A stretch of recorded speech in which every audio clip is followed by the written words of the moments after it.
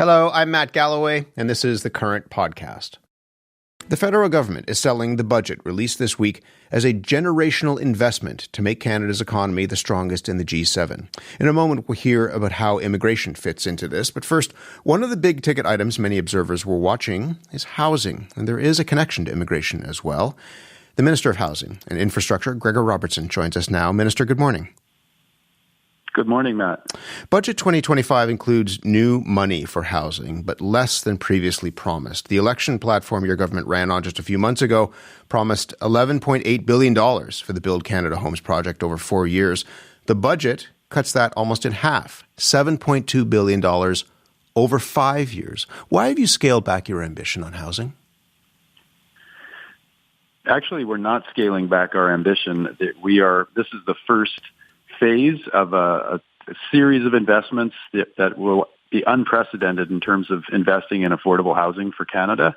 I've been around the block a few times as a mayor and as an MLA, and seeing this level of ambition in the federal budget for housing and for community infrastructure is really unprecedented. And that's the whole spectrum of affordable housing, from solving homelessness to low to middle income rental housing that needs to be built, co-op housing that we need, housing for students, seniors. There is opportunity to leverage an enormous amount of private investment into our housing as well. That's what this does, is leveraging funding from all levels of government and the private sector. But this is the biggest scale investment that the federal government has made in one single budget into affordable housing. What changed in the last few months, though, when you promise $11.8 billion over 4 years and suddenly what's actually promised in the budget is $7.2 over 5 years? As somebody who's been around the block, you know that the math matters. The math matters, and the commitment that we made in our election platform was actually $35 billion into housing, but specifically for Build Canada Homes, that was almost $12 billion over 4 years, and now this is $7.2 over 5. I'm just wondering whether that's what's behind that change. It's really, Matt, it's how it's scored. I mean, we're talking accrual versus cash. I won't get into the budget technicalities, but what is available to invest in affordable housing in this budget is unprecedented. And, we've got a big job to do to deliver that, working with provinces and cities, Indigenous nations. We are all going to be stepping up together as Team Canada, but this is the most that a federal government has invested in affordable housing in a single budget. And future budgets, I'm going to continue to push for this level and consistently over these years to come. That's what we need to see. The platform also promised tax incentives to encourage multi-unit residential construction. That also is not in the budget. Why aren't you going through with that? That is a piece that's still in the works. Again, we're not putting every single thing in this year's budget. We've got obviously a lot of priorities, but we've got to do what we can deliver this year in the budget. It's a huge amount to deliver. There's also $51 billion of community infrastructure to enable housing to be built. So in Toronto, I announced with Mayor Chow, the Downsview lands are getting infrastructure investments in the wastewater systems that will unlock 100,000 homes being built there. And that infrastructure investment, water, public transit, community centers, we need to make those investments as well to build communities, to make sure we can build the housing across the country. Combined, it's really off the charts in terms of what's being dedicated in a budget for housing in Canada in 1 year. I guess one of the reasons why these questions matter is because of the context that we're talking in, where we're seeing prices and sales down in markets like Toronto and Vancouver, as you very well know. You have people who are selling at a loss, but you also have developers who are canceling projects. And the Large Urban Centre Alliance, which represents housing developers, said that they're deeply disappointed in the budget because they worry that this downturn in housing could lead to something like 100,000 jobs being lost. How worried are you about that? Well, certainly keeping a very close eye on it. And we've had lots of meetings with industry, the developers across the country. We're seeing a mix of levels. Vancouver and Toronto have been struggling with their condo markets.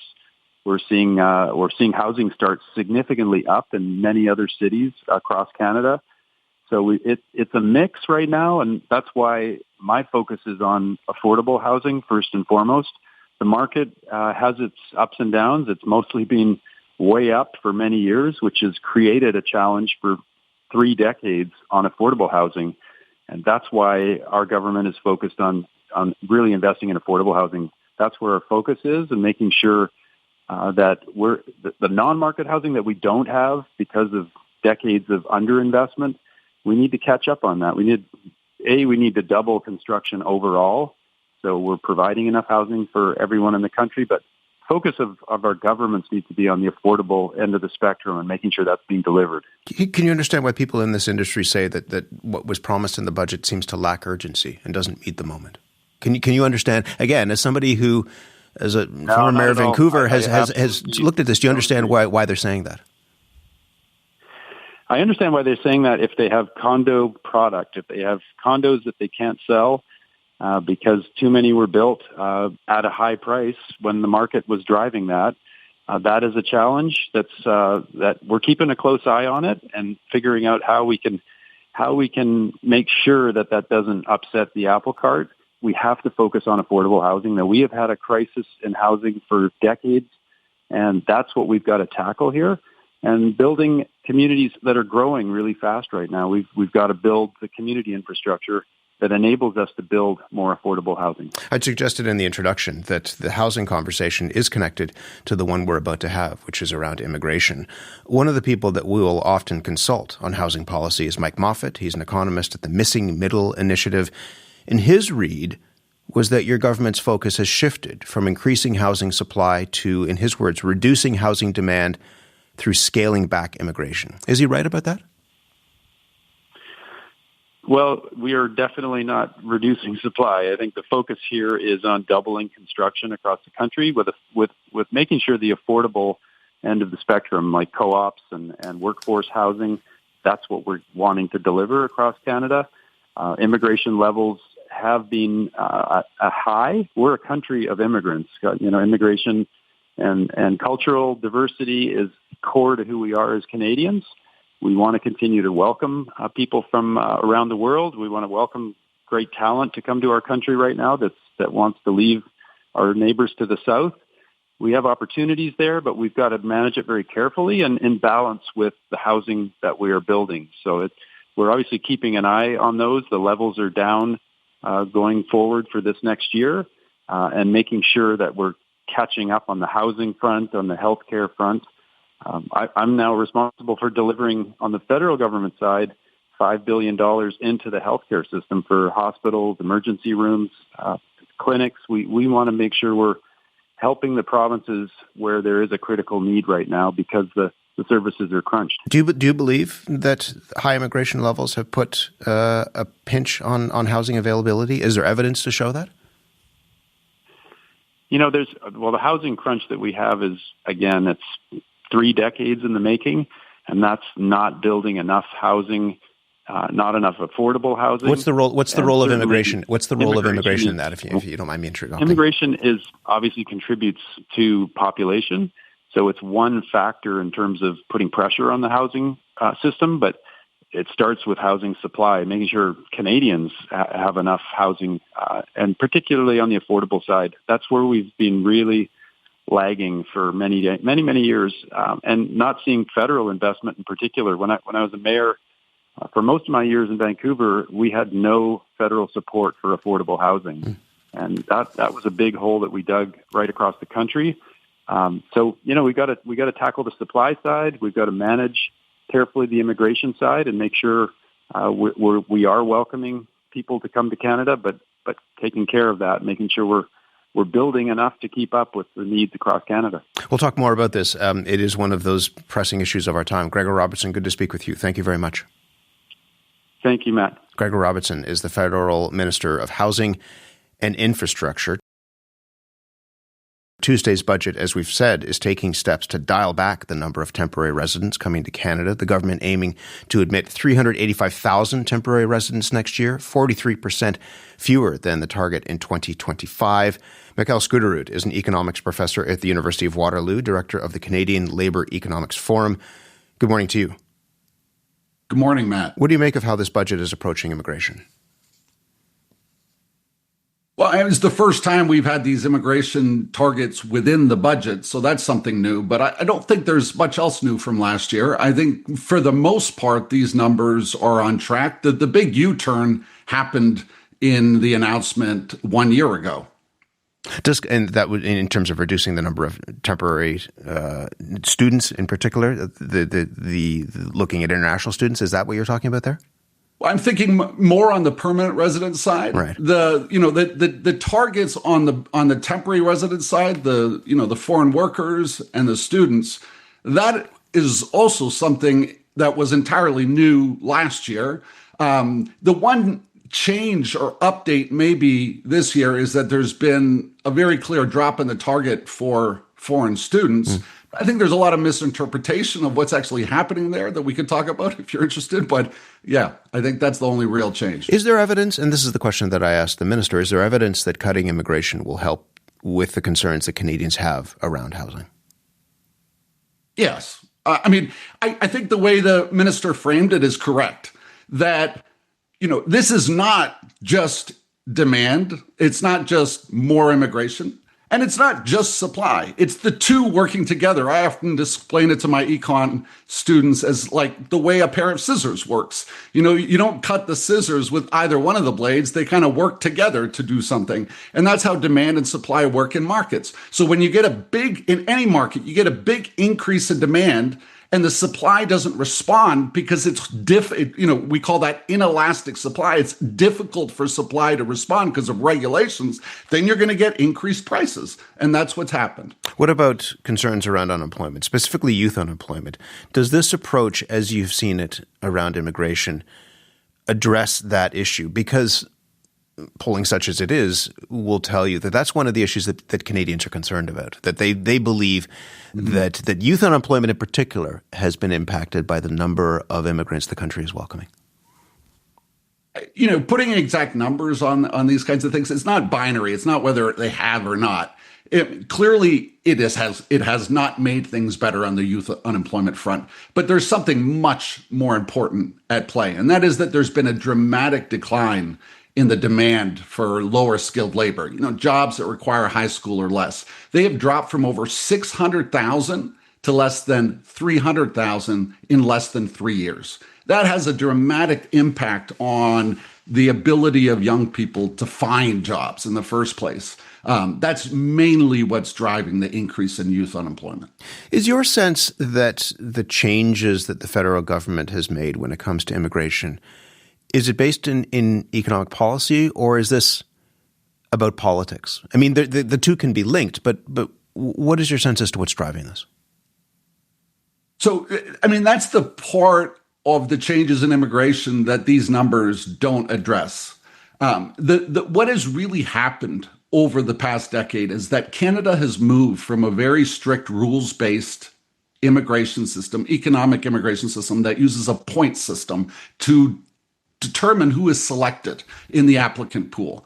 We've moved from that system to a very discretion-based system in which the minister of the day can sort of create special streams or programs to satisfy special interests. So whether it's mayors in small towns that are seeing their towns declining, whether it's businesses that need labor, whether it's a francophone lobby group that needs French speakers. And so the whole immigration system has become a patchwork that's very opaque, very non-transparent, very unpredictable. To me, that's the first order problem we have on the immigration front. Mikhail, we'll leave it there. Good to talk to you as always. Thank you very much.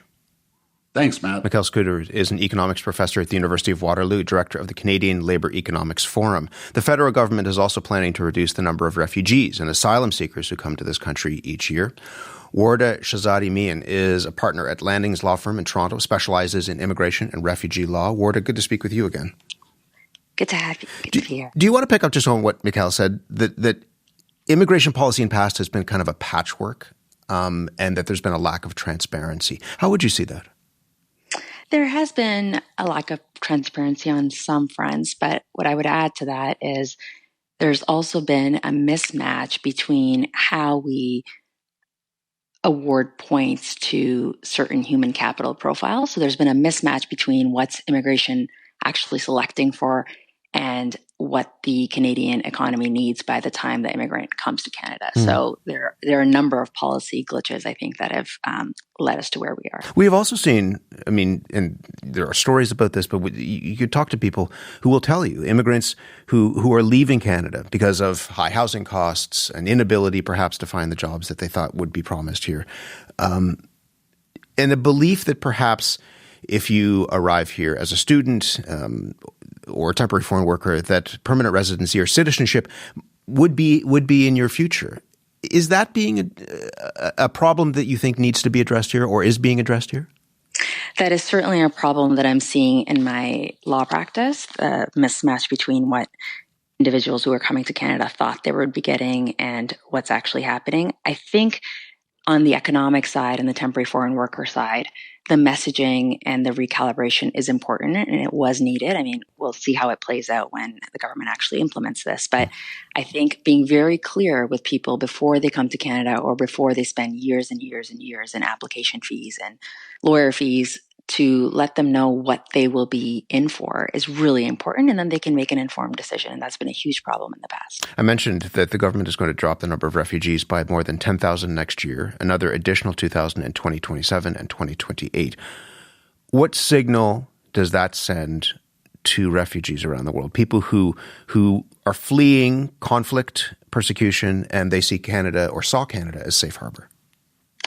I think that there is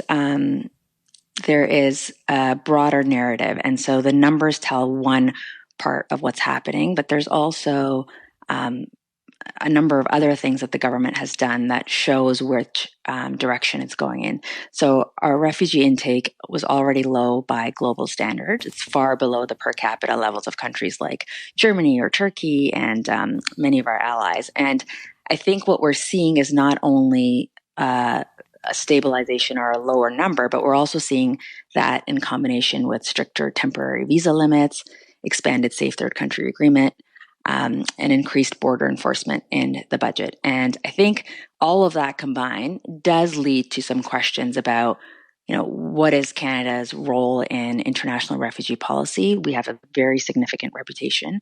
That means, that we really need to honor the principle of refugee protection that's in our Constitution, that's in international law, and that the courts have repeatedly upheld upheld as Canada's obligation. So I think refugees looking at all of this from abroad might get a very discouraging messaging. But the other part of it is that refugees don't look at a country's policy in that way necessarily. And so a refugee who's deciding whether or not to come to Canada, they're often pushed by factors that they're not asylum shopping. They are going where they can to get safety for their family. And so I query whether there's going to be an actual impact in our numbers because of these policies. Can I just ask you finally, we're almost out of time, but again, there's a political dimension to this. Public polling suggests that sentiment around immigration is changing in this country. And what would you say to people who say, we're just talking about the housing crisis, but there's also issues when it comes to employment, resources like access to healthcare, that we have to rethink how many people we can bring in and who we bring in? I think that there is a very common prevalence of using the immigrant and refugee example to scapegoat for policy failures. So take the example of international students. They shouldn't be scapegoats for housing failures. The housing failures, as Minister Robertson just mentioned, has been going on for decades. These are structural shortages. They're not caused by newcomers. They're the result of decades of underbuilding, restrictive zoning, labor shortages, and they're not from the international refugees or students that arrived 2 years ago. And a lot of these policy failures come from speculation and vacancy and not proper enforcement. And most students and refugees live in the margins, and they're not competing for the detached houses. They're living in shared basements, single rooms, and overcrowded apartments. So we really need to separate the myth from the evidence where we blame newcomers for structural policy failures. Warda, good to speak with you. As always, thank you very much. Thanks for having me. Warda Shahzadi Mian is a partner at Landings Law Firm in Toronto who specializes in immigration and refugee law. You've been listening to The Current Podcast. My name is Matt Galloway. Thanks for listening. I'll talk to you soon.